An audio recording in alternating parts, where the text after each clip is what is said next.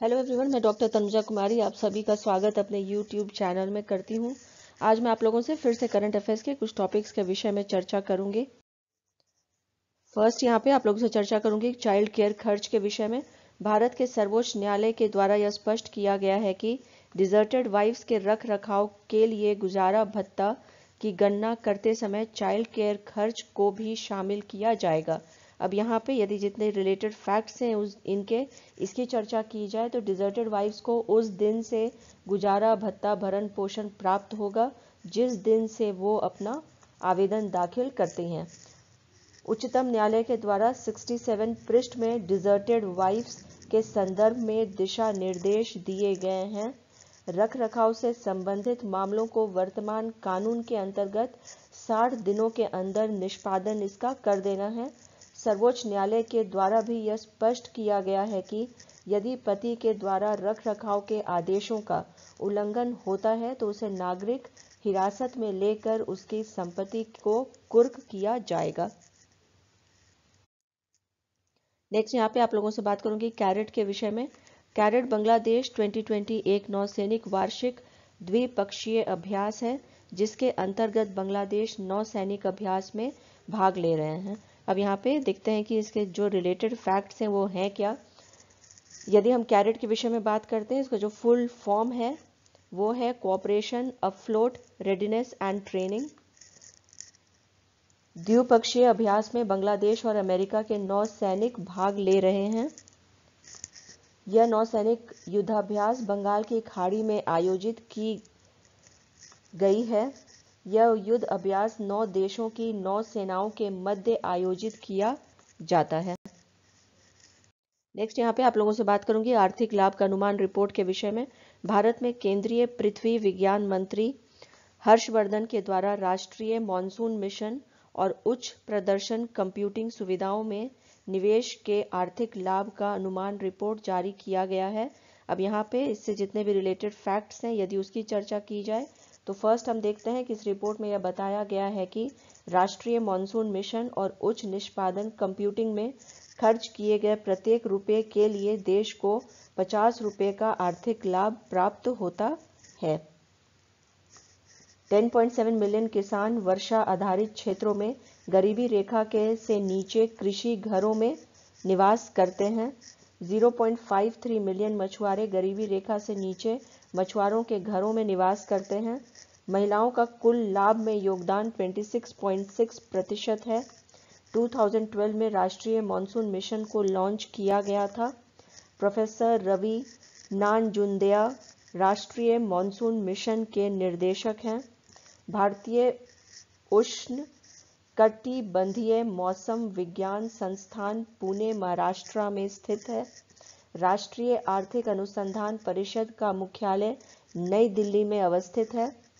राष्ट्रीय आर्थिक अनुसंधान परिषद के अध्यक्ष नंदन एम नीलेकनी हैं।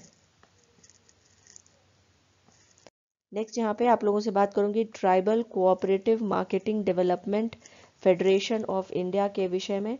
भारत के ट्राइबल बहुल क्षेत्रों में संयुक्त सामाजिक सांस्कृतिक अनुसंधान कार्य और जनजातीय कला और परंपरा के मानव शास्त्रीय अध्ययन पर सहयोग के लिए जेडी सेंटर ऑफ आर्ट्स तथा tribal cooperative marketing development federation of India के मध्य एक समझौता हुआ है। अब यहाँ पे जितने से रिलेटेड फैक्ट्स हैं यदि उनकी चर्चा की जाए तो यहाँ पे हम ये देखते हैं कि tribal cooperative marketing development federation of India के प्रबंध निदेशक प्रवीर कृष्ण हैं। यदि हम इसके स्थापना के विषय में बात करते हैं तो इसकी स्थापना 1987 में हुई थी। इसकी स्थापना बहु राज्य सहकारी समिति अधिनियम 1984 के अंतर्गत हुई थी। इसका मुख्यालय नई दिल्ली में अवस्थित है। जेडी सेंटर ऑफ आर्ट्स के संस्थापक जतिन दास हैं। इसका मुख्यालय भुवनेश्वर उड़ीसा में है। नेक्स्ट यहाँ पे आप लोगों से बात करूंगी नेपाल हाउसिंग पुनर्निर्माण परियोजना के विषय में।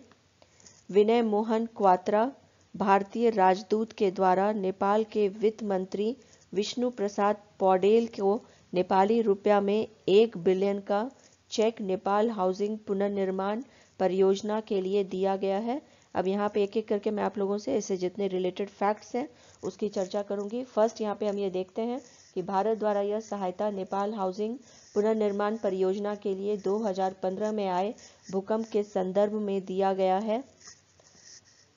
2015 के भूकंप में नेपाल के नुवाकोट और गोरखा जिले में पुनर्निर्माण अभियान की घोषणा भारत ने की थी। नेपाल में आए 2015 के भूकंप को गोरखा भूकंप के नाम से भी जाना जाता है। इस भूकंप के बाद भारत ने पड़ोसी देश का फर्ज निभाते हुए ऑपरेशन मैत्री प्रारंभ किया था। भारत के सशस्त्र बलों के द्वारा बचाव और राहत कार्य में सहायता दी गई थी। नेपाल के प्रधानमंत्री अभी यदि जिनकी जो हैं उनकी चर्चा की जाए तो वो KP शर्मा ओली हैं। नेपाल का मुद्रा क्या है, यदि इसकी हम बात करते हैं वो तो नेपाली रुपया है और नेपाल की राजधानी काठमांडू में अवस्थित है। नेक्स्ट यहाँ पे आप लोगों से मेघालय के विषय में बात करूंगी। एशियाई विकास बैंक के द्वारा मेघालय में पावर डिस्ट्रीब्यूशन नेटवर्क की आधुनिकीकरण के लिए 132.8 मिलियन अमेरिकी डॉलर के ऋण की स्वीकृति दी गई है। अब यहाँ पे यदि इसके विषय में हम और अधिक चर्चा करते हैं तो फर्स्ट हम ये देखते हैं कि यह सहायता मेघालय विद्युत वितरण निगम लिमिटेड को वितरण क्षेत्र को विकसित करने के लिए दिया गया है। इस सहायता राशि से 23 सब स्टेशनों का निर्माण किया जाएगा। इस सहायता से 45 सब स्टेशनों का आधुनिकीकरण किया जाएगा। इस सहायता राशि से मेघालय राज्य में 2214 किलोमीटर वितरण लाइनों और सुविधाओं का स्थापना संभव हो पाएगा।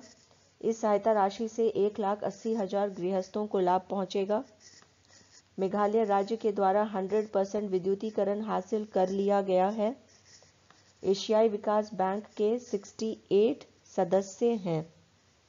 यदि हम इसके गठन के विषय में बात करते हैं तो इसका गठन 1966 में हुआ था। इसका मुख्यालय मनीला फिलीपींस में है। इसके राष्ट्रपति या इसके जो अध्यक्ष हैं उनका नाम है मसात्सुगु असाकावा तथा 1966 में भारत इसके संस्थापक सदस्य देशों में से एक रहा है।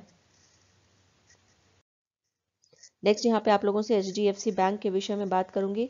विश्व का पहला लाइव PCI प्रमाणित टेप टू फोन कार्ड स्वीकृत समाधान डिजिट सिक्योर और HDFC बैंक के साझेदारी में प्रस्तुत किया गया है।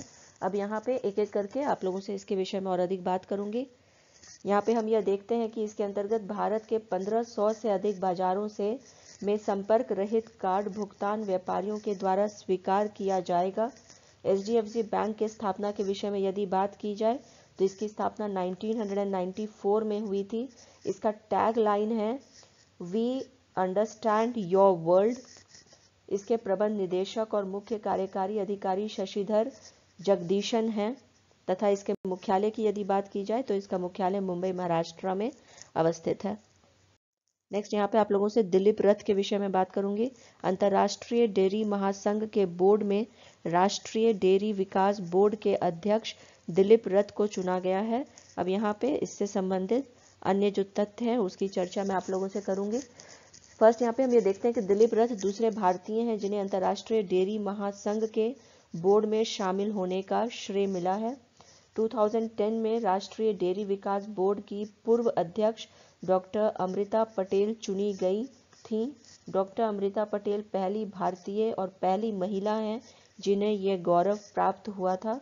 1903 में अंतर्राष्ट्रीय डेयरी संघ की स्थापना हुई थी।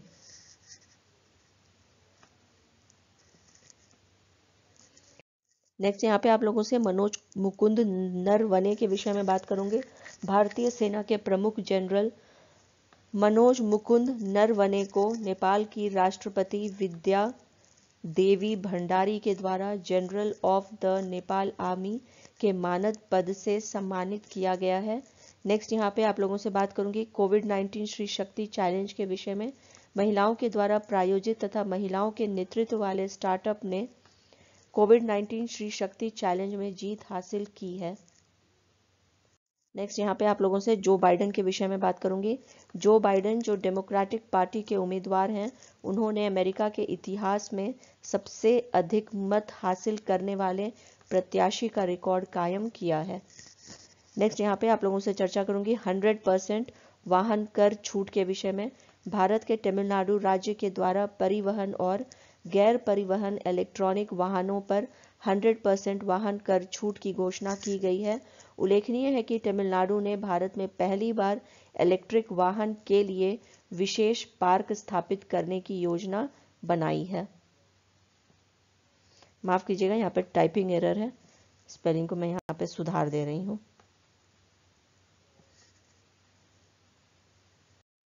नेक्स्ट यहाँ पे आप लोगों से बात करूंगी स्टार्टअप मेक मोचा के विषय में।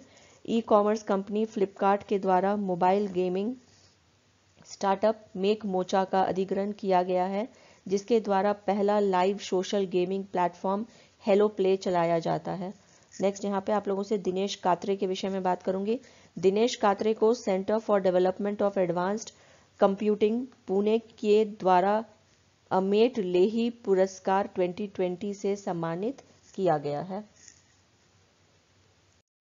नेक्स्ट यहाँ पे आप लोगों से बात करूंगी रणदीप गुलेरिया के विषय में। अखिल भारतीय आयुर्विज्ञान संस्थान के निर्देशक रणदीप गुलेरिया के द्वारा कोविड-19 टिल वी विन नाम की पुस्तक लिखी गई है।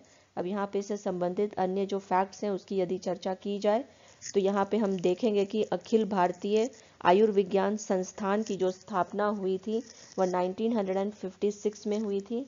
यदि इसके मोटो के विषय में बात की जाए तो the body is indeed the primary instrument of dharma, इसका मोटो है। इसके प्रेसिडेंट के विषय में यदि बात की जाए तो इसके प्रेसिडेंट हर्षवर्धन है, और इसके निर्देशक के विषय में यदि बात की जाए तो इसके निर्देशक रणदीप गुलेरिया हैं। नेक्स्ट यहाँ पे आप लोगों से बात करूंगी माइक रेडवुड के विषय में। भारत के द्वारा अबू धाबी की कंपनी माइक रेडवुड को आयकर में 100% की छूट दी गई है। नेक्स्ट यहाँ पे आप लोगों से चर्चा करूंगी हरप्रीत एडी सिंह के विषय में।